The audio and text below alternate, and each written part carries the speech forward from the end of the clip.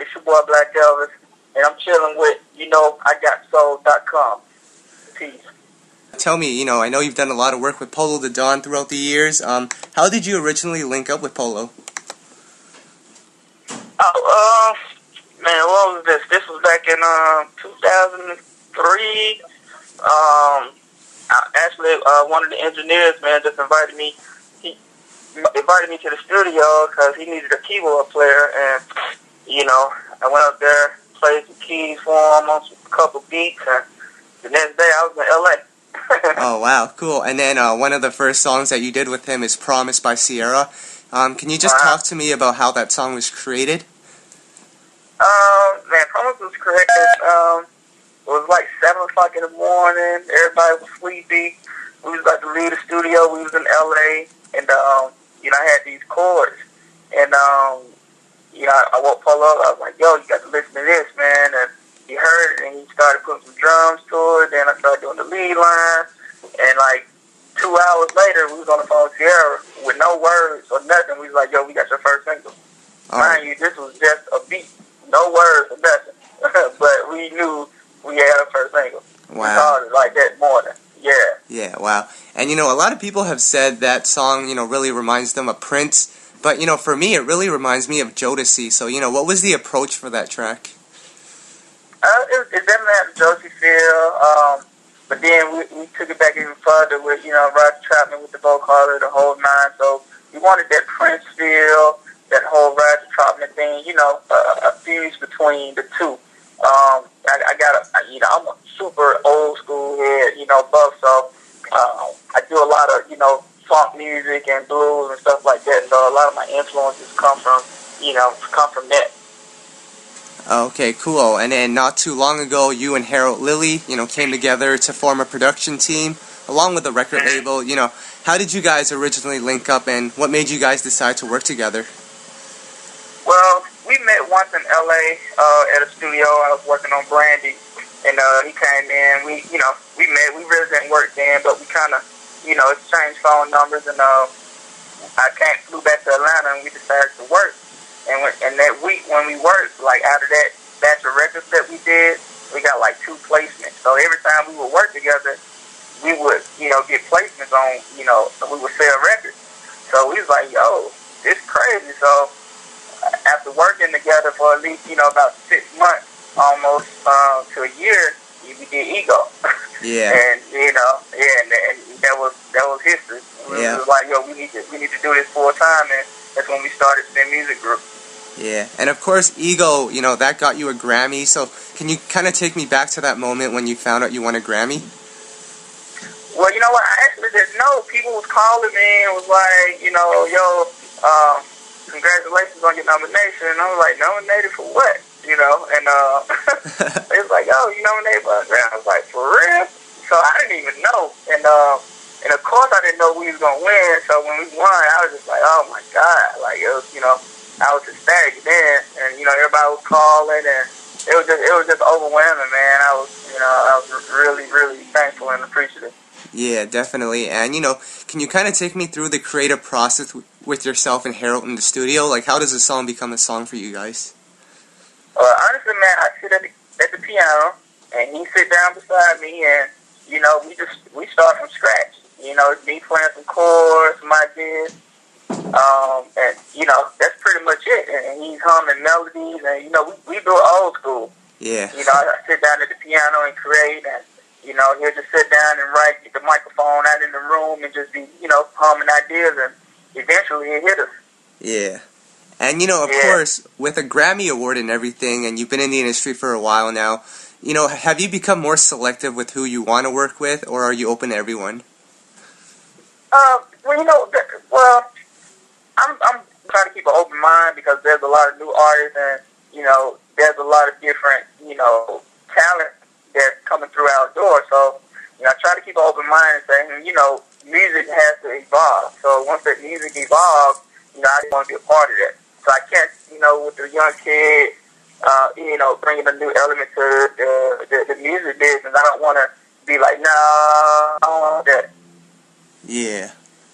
And, you know, one project I know you're heavily involved with right now is the Ruben Studdard album. You know, what can you tell us about that, the work that you did on that album? Man, I think, you know, a lot of the songs gonna stand out, and one that really stands out to me is a song called Her For You. And the song is kind of like, you know, the guy is, you know, with a girl, and the girl that he's with wants him to leave his main girl, you know, but at the same time, when he's with his main girl, he's thinking about the other girl. Oh. You know, it's real. It's real moody, but it's like so true to so many situations that people go through every day. So, like, that song is gonna really stand out. And another record that I really love, you know, of course, is Twisted Love. Okay. By Twisted Love.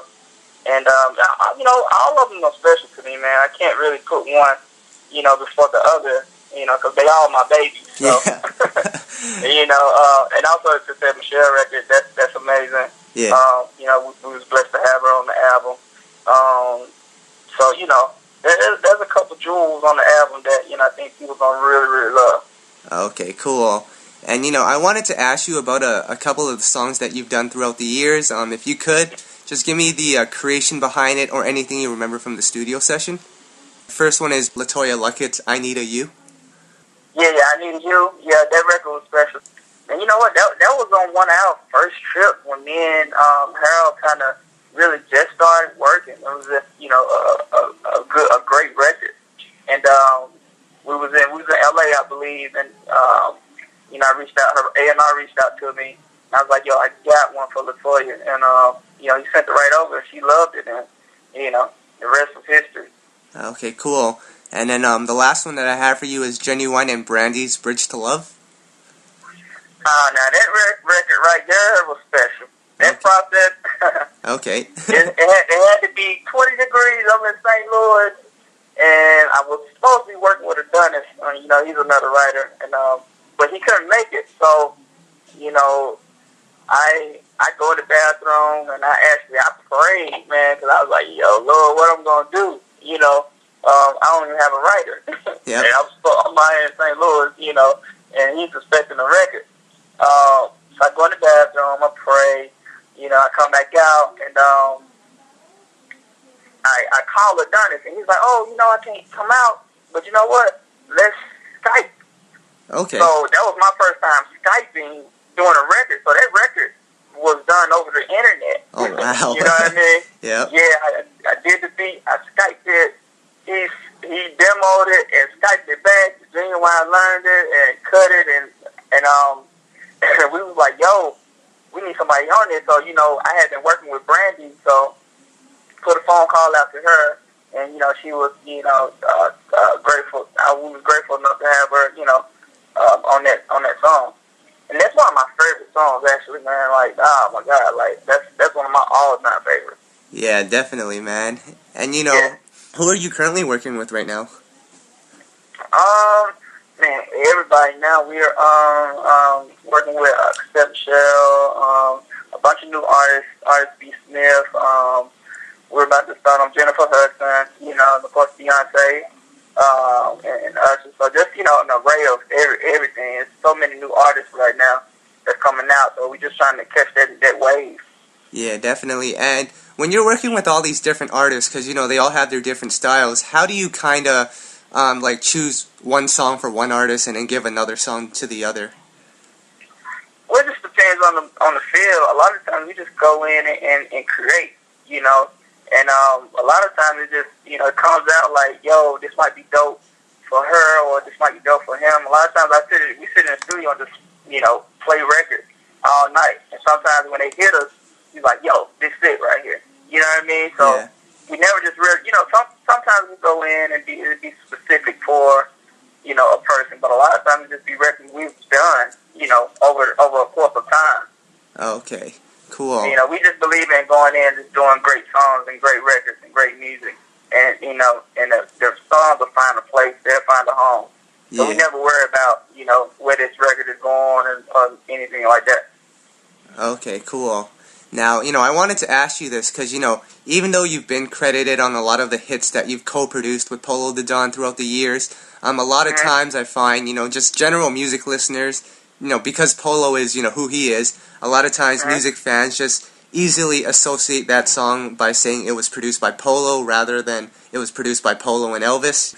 How does that make you feel, and did that ever bother you at all? You know what? It never really bothered me.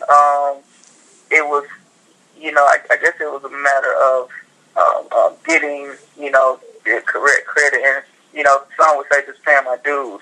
So I just believe, I paid my dues, and it was, it was a situation, that was presented to me. He had the relationships and connect and different things like that. So it was just me paying my dues at the end of the day. Oh, okay, cool. And you work with so many big names throughout the years so far. Is there someone that you're still hoping to work with? You know what? The person I really wanted to work with is dead now. So I work with everybody else. So it's like, Oh, okay. we're just trying to create our own superstar. It was Michael, so can't get him back. Yeah. Yeah. Everybody else is, I've pretty much, been worked with, so yeah. I don't know who else there is, on megastar wise. Yeah. Yeah, and then just lastly, what do you see yourself accomplishing this year in 2012? I really just, giving the world some more hits. Me and Harold, really, this company really growing, eating up, hopefully putting out an artist, this year of our own. So one of our own artists. So those are some of the things we really, really want to accomplish. We got a lot of producers and writers right now that we're signing. So it's really getting this company really, really up and running. Oh, okay, cool. And, that's all that I had for you. Is there anything that you'd like to add? Just be on the lookout for Spin, man. We really doing a lot of, good things, and, let everybody know, go pick up this Ruben Studdard project.